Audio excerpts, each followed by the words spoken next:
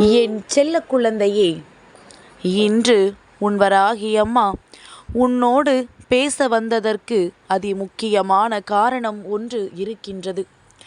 என் குழந்தையே, சில விஷயங்களை வாழ்க்கையில் தொலைத்துவிட்டு பின்பு சந்தோஷம் இல்லை என்று தேடி அலைந்து கொண்டிருக்கின்றாய்.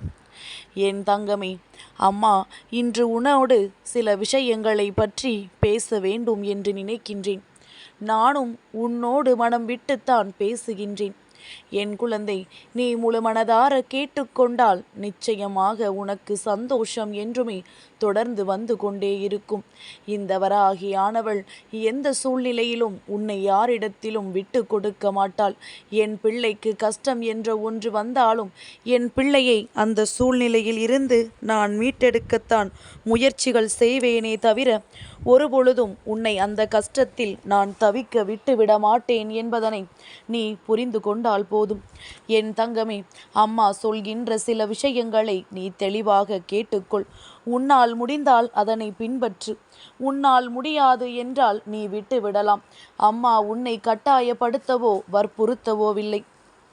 என் தங்கமே, விடுமுறை நாட்கள் வந்தால் குழந்தைகளை கூட்டிக் கொண்டு உறவினர்களினுடைய இல்லத்திற்கு செல்ல வேண்டும். என் தங்கமே, அப்பொழுதுதான் குழந்தைகளுக்கு உறவுகளை பற்றி தெரிய வரும். அவர்களுக்குள்ளும் மனதிற்குள் எப்பொழுதுமே சந்தோஷம் இருக்கும். நீ இருப்பது போல அவர்களையும் ஓரிடத்தில் முடக்கி வைத்து அமைதியாக்கி விடாதே. என் தங்கமே, அதுபோல எப்பொழுதுமே எதிர்காலத்தை பற்றியே சிந்தித்து கொண்டிருக்காதே.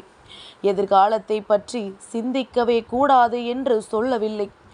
எப்பொழுதுமே அதை பற்றிய எண்ணங்கள் மட்டுமே இருக்கக்கூடாது என்றுதான் அம்மா சொல்கின்றேன். ஏனென்றால் அப்படி சிந்திக்கும் பொழுது இப்பொழுது உன் முன்னால் இருக்கின்ற சந்தோஷத்தை கூட உன்னால் உணர முடியாமல் போய்விடும். என் தங்கமே, சுற்றி இருக்கின்ற உறவினர்களை எல்லாம் உன்னுடைய இல்லத்திற்கு வரச் சொல்லி முழு மனதோடு எப்பொழுதுமே நீ அழைப்பு விடுக்க வேண்டும். நான் உறவினர்கள் இல்லத்திற்கு செல்ல வேண்டும் என்று சொன்னவுடன் நினைத்தாயல்லவா, அம்மா எந்த உறவுகள் இப்பொழுதெல்லாம் நம்மை அழைக்கிறார்கள் என்று. முதலில் நீ எல்லோரையும் அழைத்து பார். தானாகவே மற்றவர்கள் உன்னை அழைக்க தொடங்கி விடுவார்கள். என் தங்கமே, சாலையில் நடக்கும் பொழுது தலையை நிமிர்ந்து நடந்து செல்ல வேண்டும். நண்பர்கள், உறவினர்கள் மற்றும் தெரிந்தவர்கள் யார் உன் எதிரில் வந்தாலும் அவர்களை பார்த்து ஒரு புன்னகையை நீ எப்பொழுதுமே கொடுக்க வேண்டும். புன்னகை மட்டுமல்ல, அவர்களை பற்றிய நலத்தையும் நீ விசாரிக்க பழகிக்கொள். என் தங்கமே, இதற்கெல்லாம் ஒரு காரணம் உன் பின்னால் இருப்பதை முதலில் நீ புரிந்து கொள். மன அழுத்தத்திலும் மனவேதனையிலும் இருந்து கொண்டிருக்கின்ற உனக்கு இப்படி எதிரில் வருகின்றவர்களினுடைய ஒரு சிறு புன்னகை, அதுவும் உனக்கு வேண்டியவர்களினுடைய புன்னகையாக இருக்கும் பொழுது அது உன்னுடைய ஒட்டுமொத்த மனநிலையையும் மாற்றும் என்பதில் எந்த ஒரு மாற்று கருத்துமே கிடையாது. என் தங்கமே, வீட்டுக்குள்ளேயே இருந்து வாழ்க்கையை ஒரு பொழுதும் கழிக்க நினைக்காதே. பிற்காலத்தில் உதவிக்கு யாரும் வராமல் மனநோயாளியாக நீ மாறிவிடுவதற்கு வாய்ப்புகள் அதிகமாக இருக்கின்றது. எப்பொழுதுமே வெளியில் சென்று வர வேண்டும். என் தங்கமே, வெளி காற்றை சுவாசிக்க வேண்டும். உள்ளேயே எப்பொழுதுமே அடைந்து கிடக்க நினைக்காதே. எனக்கு வயதாகி விட்டது என்றோ என்னால் வெளியில் செல்ல முடியாது என்றோ ஒரு பொழுதும் காரணம் சொல்லாதே. என் தங்கமே, சிறு தொலைவாவது தினமும் நடக்க வேண்டும். அது உன்னுடைய உடலுக்கு மிகவும் நல்லது. என் தங்கமே, உன்னுடைய திறமைகள் அடுத்தவர்களுக்கு பயனுடையதாக இருக்க வேண்டும். உன் திறமையை உனக்குள்ளேயே முடக்கி வைக்க ஒரு நாளும் நினைக்காதே.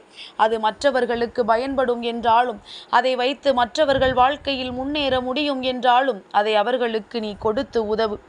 என் தங்கமே, வாரத்திற்கு ஒரு முறையாவது குடும்பத்தோடு அருகில் இருக்கின்ற கோவில்களுக்கு செல்ல வேண்டும். என் தங்கமே, அது குடும்பத்தில் இருக்கின்ற அனைவரினுடைய மனதிற்கும் மன நிம்மதியை கொடுக்கும். மனதில் யாருக்கும் கவலைகள் இருக்குமானாலும் கூட அங்கே சென்று வரும் பொழுது எல்லோரும் சிரித்து பேசி மகிழும் பொழுது அந்த கஷ்டங்கள் எல்லாமே அத்தோடு மறைந்து போகும். என் தங்கமே, சொத்து வேண்டும், தங்கம் வேண்டும், பணம் வேண்டும் என்று அதை பற்றி மட்டுமே நினைத்து நினைத்து உன்னுடைய மனதை நீயாகவே வேதனைக்கு உள்ளாக்கி விடாதே. ஒரு நாளைக்கு 10 முறையாவது நீ சிரிக்க பழகு. என் தங்கமே, சிரிப்பு என்றவுடன் நீ நினைக்கலாம், காரணமில்லாமல் சிரிக்க முடியுமா என்று. நிச்சயமாக சிரிக்க முடியும். உன்னுடைய உடலில் இருக்கின்ற அத்தனை உறுப்புகளும் அதனால் ஆயுளை கூட்டிக் கொள்ளும் என்பதனை நீ மறந்து விடாதே. நான் பெரிய ஆள், என்னுடைய கட்டளைக்கு எல்லோரும் கட்டுப்பட வேண்டும் என்ற எண்ணத்தை முதலில் கைவிட்டு விடு. இல்லையேல் நிச்சயமாக நாளை உன்னுடைய கணவனோ அல்லது மனைவியோ அல்லது உன்னுடைய குழந்தைகளோ உன்னுடைய உறவினர்கள், நண்பர்கள் என்று யாராக இருந்தாலும் உன்னோடு அவர்கள் போலியாகத்தான் பழகுவார்கள் என்பதனை முதலில் நீ புரிந்து கொள். யாருமே இது போன்றவர்களிடம் உண்மையான உணர்வினை காண்பிக்க விரும்புவது கிடையாது என்பதை புரிந்து கொள். என் தங்கமே, பணத்தை அதிகமாக சேகரித்து வைக்க வேண்டும் என்பதை தவிர்த்து தானமும் தர்மமும் செய்து புண்ணியத்தை சேர்ப்பாயானால் அந்த பணம் உன்னிடத்தில் தானாகவே வந்து குவியும் என்பதை நீ புரிந்து கொள்வாய். என் தங்கமே, உனக்கு உள்ளேயே ஒரு வட்டம் போட்டு இந்த வாழ்க்கையை எப்பொழுதுமே வாழ்ந்து கொண்டிருக்காதே. என் குழந்தை, இன்னும் சில நொடி, சில நிமிடம், சில நாட்கள், சில மாதம், சில ஆண்டுகளில் இந்த புண்ணிய பூமியை விட்டு போய்விடுவோம் என்ற எண்ணத்தில் மட்டுமே வாழ பழகு.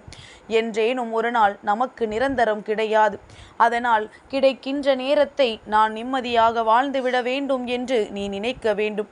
என் தங்கமே, இந்த வீடு, நாம் இப்பொழுது செய்து கொண்டிருக்கின்ற இந்த தொழில், பணம், செல்வாக்கு, உடன் பிறந்தவர்கள், சொந்த பந்தங்கள் எல்லோருமே நிச்சயமாக உன்னோடு வரப்போவதில்லை என்பதனை முதலில் நினைவில் வைத்துக்கொள்.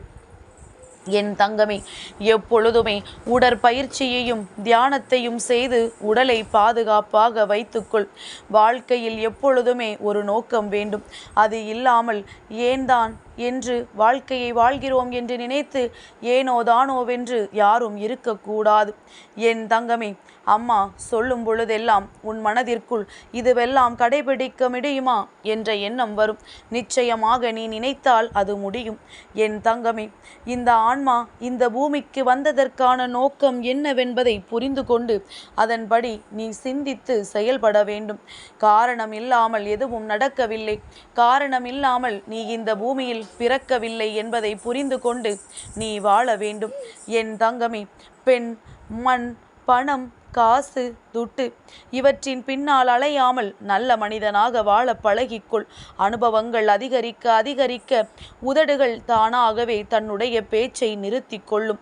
வயது ஆக ஆகத்தான் தெரியும் உன்னுடைய வாழ்நாள் முழுவதும் உடன் வருவதற்கு யாரும் இல்லை என்று. தனியாகத்தானே பிறந்து வந்தாய், தனியாகத்தானே போக வேண்டும் என்பதை இந்த வாழ்க்கை உனக்கு அந்த சூழ்நிலையில் நிச்சயமாக கற்றுக் கொடுக்கும். தவிக்கும் பொழுது உனக்கு துடுப்பை தர நினைக்காதவர்கள் கரை சேர்ந்த பிறகு கப்பலை கூட அனுப்பினாலும் அதனால் எந்த பலனும் இல்லை என்பதை எப்பொழுதுமே புரிந்து கொள்.